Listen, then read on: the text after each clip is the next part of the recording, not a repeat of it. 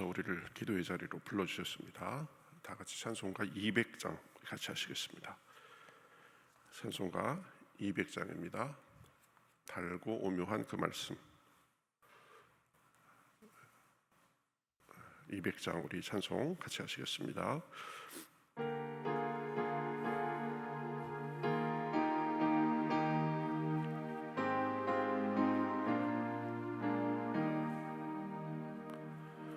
달고 묘한 그 말씀, 생명의 말씀은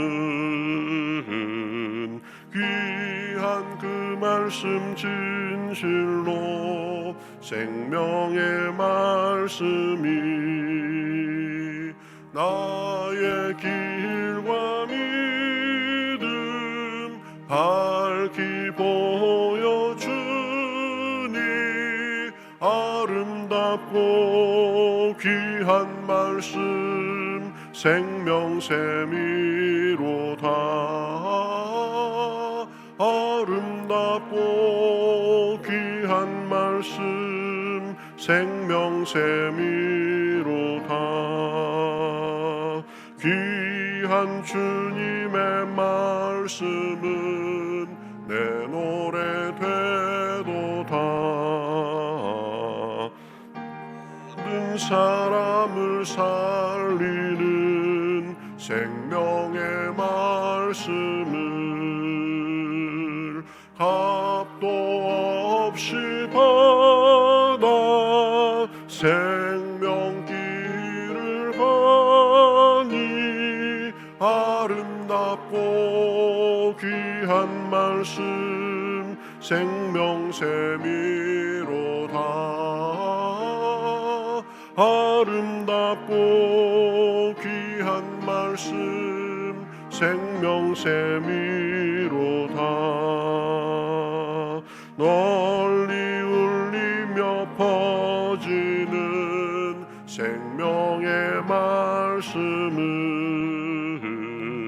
마음의 용서와 평안을 골고루 주나니 다만 예수 말씀 듣고 복을 받네. 아름답고 귀한 말씀, 생명샘이로다. 아름답고 귀한 말씀, 생명샘이로다.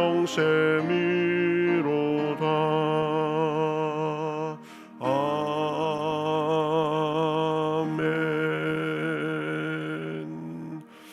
네, 성경 말씀 보겠습니다. 성경 말씀 잠언 22장 말씀 보겠습니다. 잠언 22장 17절에서 29절까지 보겠습니다. 구약성경 936면 정도에 있습니다. 잠언 22장 17절에서 29절, 구약성경 936면 정도에 있습니다. 자, 우리 한 절씩 저와 여러분이 교독하겠습니다. 너는 귀를 기울여 지혜 있는 자의 말씀을 들으며 내 지식에 마음을 둘지어다. 이것을 내 속에 보존하며 내 입술 위에 함께 있게 함이 아름다우니라.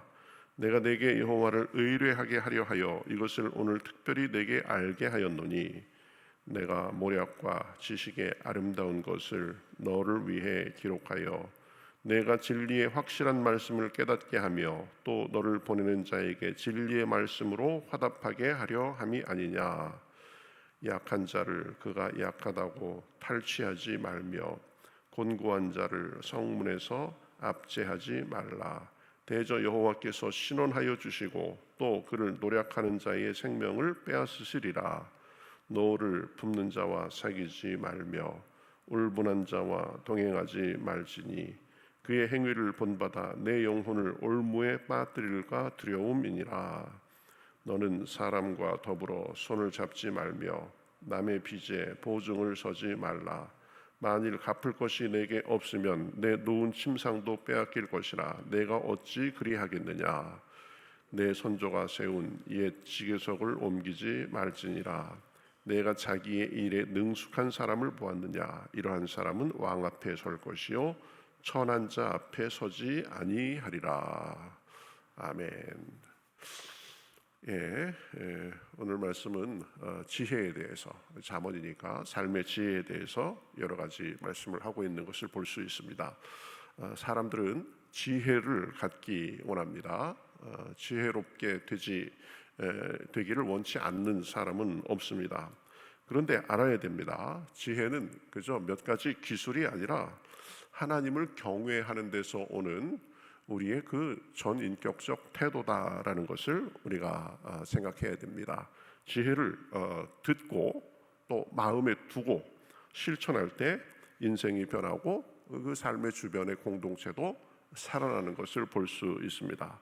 자, 우리가 이 지혜의 삶을 위해서 생각할 게 몇 가지가 있습니다. 첫 번째는 먼저 마음을 열고 지혜의 귀를 기울여야 됩니다. 17절 18절에 보면 너는 귀를 기울여 지혜 있는 자의 말을 듣고 내 지식에 마음을 두라. 이것을 내 속에 보존하며 내 입술 위에 함께 있게 함이 아름다우니라. 이렇게 말하는 것을 볼 수 있습니다. 이 귀를 기울여 지혜를 들어야 된다. 지혜는 태도에서 시작합니다. 단순히 무엇을 아느냐 모르느냐가 아니라 누구의 말을 듣느냐 또 어떤 자세로 듣느냐가 중요합니다. 그것이 지혜의 시작입니다. 오늘 말씀은 귀를 기울이라고 말합니다. 여기서 귀를 기울인다는 것은 단순히 그저 듣는 것이 아니라 온 마음을 다해서 집중하려는 그런 태도를 말하는 것입니다. 내 사고방식, 내 관점에 따라서 탁탁 걸러내는 것이 아니라 하나님의 말씀과 방식에 순종하려는 겸손한 자세를 의미합니다. 주여 말씀하소서 종이 듣겠나이다. 이런 태도가 필요한 거죠. 그저 내 마음에 와 닿으면 내 마음에 그럴듯하면 듣고 그렇지 않으면 모르겠다. 이런 자세는 이 귀를 기울이는 자세가 아닙니다.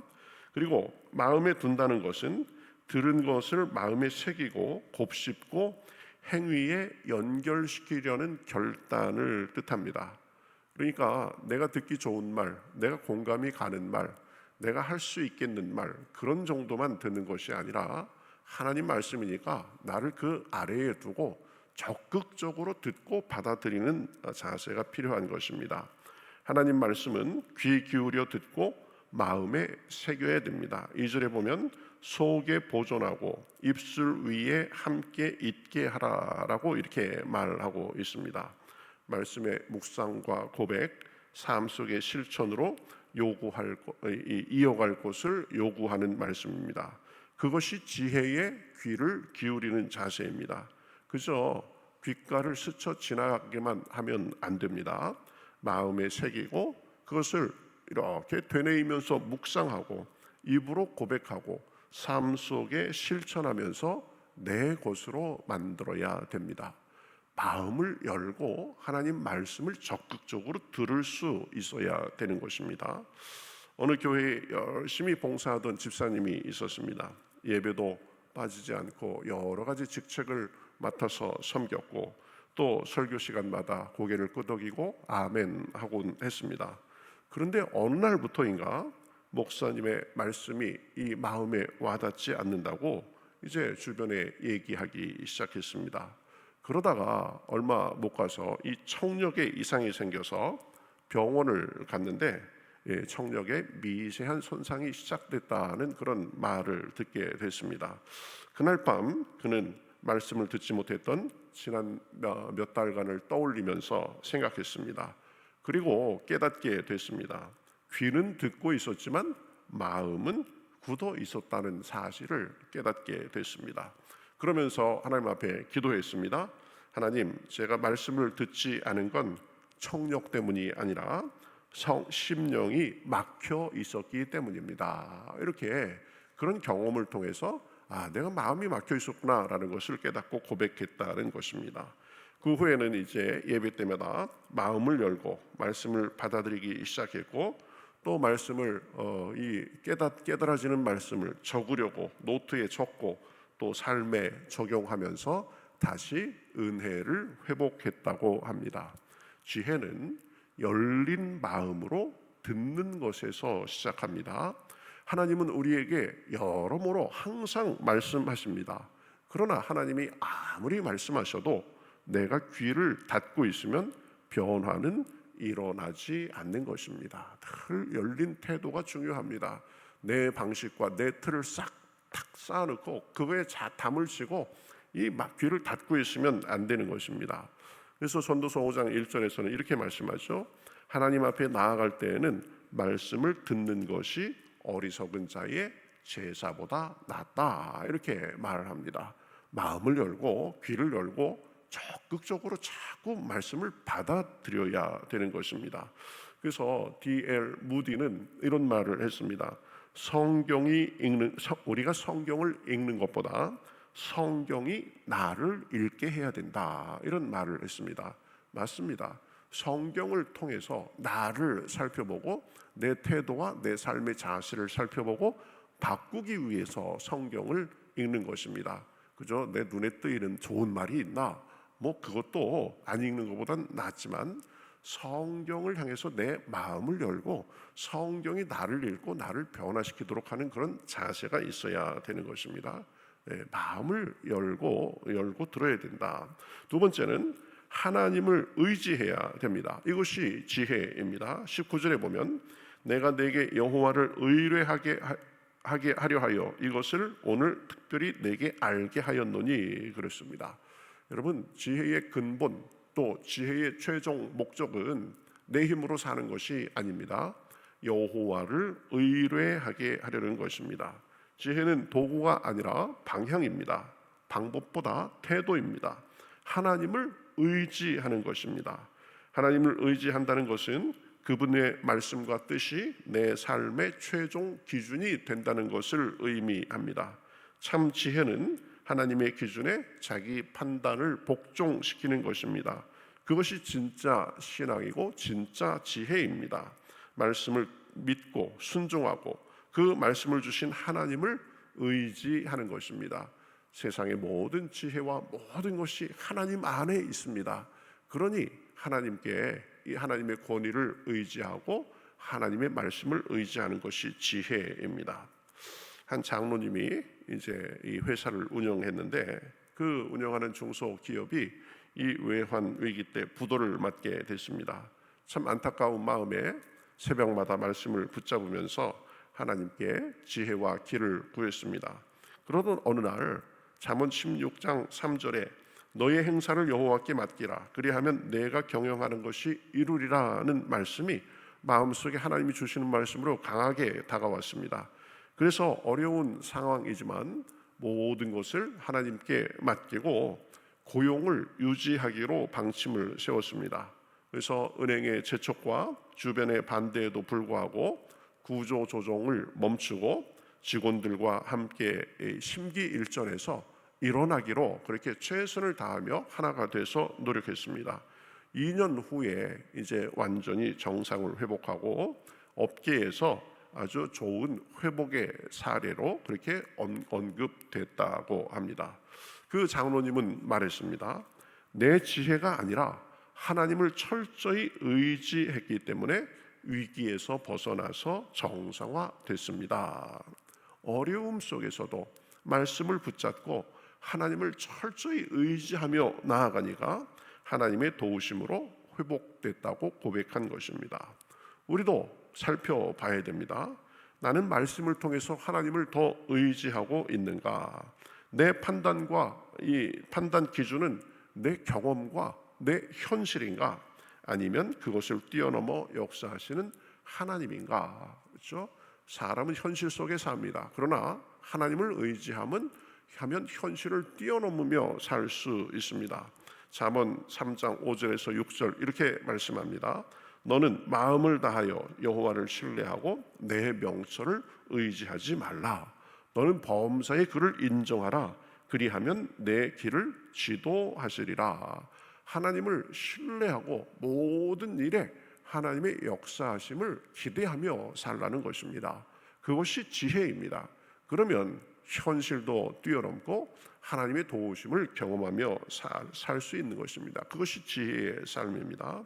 그 다음에 하나 더 생각할 것은 참 지혜는 삶 속에서 나타나야 한다는 것입니다. 우리 읽은 말씀 후반부에 보면 매우 구체적이고 실천적인 지혜 목록을 제시하는 것을 볼 수 있습니다. 가난한 자를 학대하지 말라, 이것이 지혜다라는 것입니다. 하나님께서 그들도 지으신 분이시고 하나님께서 그들을 보살피고 계시기 때문입니다. 마음이 성급한 자와 사귀지 말라고 합니다. 그렇죠? 담보 서는 자가 되지 말라.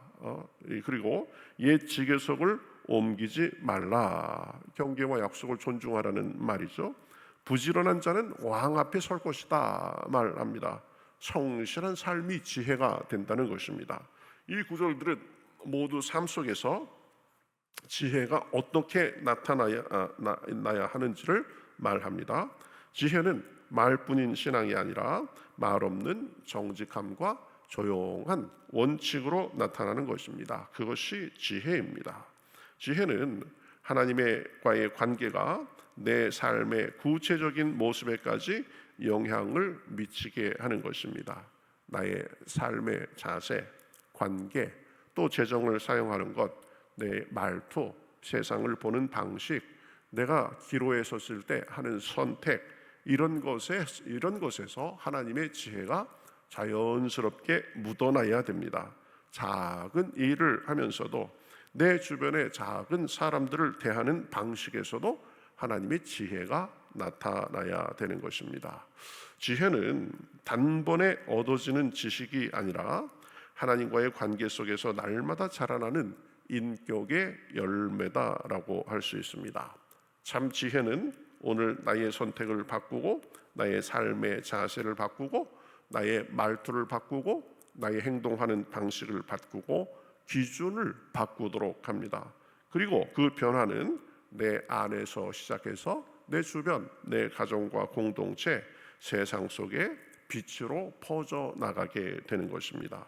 여러분, 말씀을 들을 때 늘 마음을 열고 듣고 그것을 마음에 새기고 또 삶 속의 모든 일에 하나님을 의지하며 삶 속에서 또 그 작은 지혜를 실천함으로 하나님의 지혜와 선한 열매가 저와 여러분의 삶에 풍성하시기를 우리 주님의 이름으로 축복합니다. 하나님께 마음을 열고 말씀을 의지하고 하나라도 마음에 새기고 실천하려는 그 자세 속에 하나님께서 우리 삶을 지혜로 인도하시는 줄 믿습니다. 우리 같이 기도하겠습니다.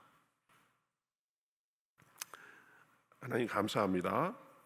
오늘은 우리 지혜의 모습에 대해서 생각하게 하시니 감사합니다. 하나님의 말씀을 들을 때 나는 얼마나 마음을 열고 마음으로 듣고 있는지 우리가 생각해 봅니다. 크고 작은 일에 내 지혜가 아니라 하나님을 얼마나 신뢰하며 사는지, 그리고 그것이 그저 내 마음의 깨달음으로만 그치는 것이 아니라 삶 속의 작은 실천으로 나타나는지 봅니다. 하나님, 우리가 그러하게 하시고 그러한 모습 속에서 우리의 생각과 우리의 말과 우리의 행실이 주님 보시기에 아름답고 지혜로울 수 있도록 인도하여 주시옵소서. 오늘도 우리가 기도할 때에 성령께서 함께 주셔서 열린 마음을 주시고 우리 마음속에 하나님께서 말씀하여 주셔서 하나님의 지혜로 우리 삶이 가득 찰 수 있도록 역사하여 주시옵소서. 감사하며 예수님의 이름으로 기도하옵나이다. 아멘.